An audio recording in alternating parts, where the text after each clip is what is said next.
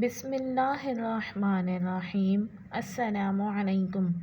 حکیم لقمان رحمۃ اللہ علیہ فرماتے ہیں، جو بندہ جلد بازی کرتا ہے وہ ہمیشہ شرمندہ اور ناکام رہتا ہے۔ اگر کامیاب ہونا ہے تو ہمیشہ حوصلے سے کام کرو اور آہستہ آہستہ آگے بڑھو۔ ایک معمولی سوراخ ایک بڑی کشتی کو ڈوبنے کے لیے طاقت رکھتا ہے۔ اس معمولی سوراخ سے بے خبر مت رہو۔ کچھ عہدے ایسے ہیں جن کو جب تک مسئلہ نہ جائے خوشبو نہیں دیتے، بالکل اسی طرح کئی لوگ ایسے ہیں جو صرف بحران اور غربت میں چمکتے ہیں۔ جو بندہ تقدیر پر یقین رکھتا ہے وہ اپنے غموں اور دکھوں کو کم کر دیتا ہے۔ غصہ کرنے کا مطلب یہ ہے کہ ہم دوسروں کی غلطیوں کا انتقام اپنے سر لے لیتے ہیں۔ عورت کی سب سے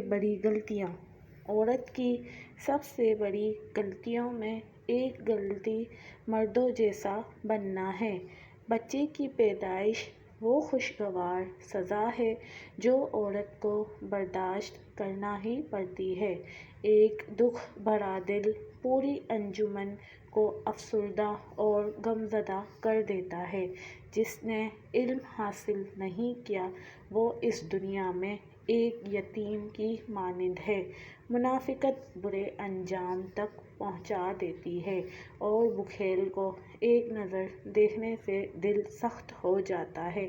نفس کے فتنے بڑے خراب ہیں، اس کو قابو میں رکھنا بہت ضروری ہے اور زندگی کے لیے بہت ضروری ہے۔ جو اللہ کی یاد سے دل کو زندہ رکھتا ہے اس کے اندر شیطان عمل دخل بالکل نہیں رہتا اور شیطان اس بندے سے دور بھاگتا ہے۔ جو پیٹ بھر کر سوئے وہ درویش نہیں، کیونکہ درویش کا حسن بقا وہ مستی سے ہے۔ جس نے کینہ میں ایک رات گزاری اس نے اپنی زندگی کا زیادہ حصہ جہنم کی آگ کے حوالے کر دیا۔ بظاہر آراستہ کرنے کی بجائے باطن کی پاکیزگی کو ہمیشہ اہمیت اور فوقیت دینی چاہیے۔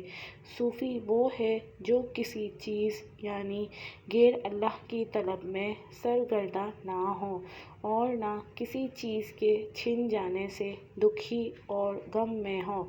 سبزیاں ایسی ہیں جن کے کھانے سے 50 سال کا بوڑھا مرد 22 سال کے لڑکے جیسا جوان ہو جاتا ہے۔ پہلا کدو، دوسرا بینگن اور تیسرا گوبھی۔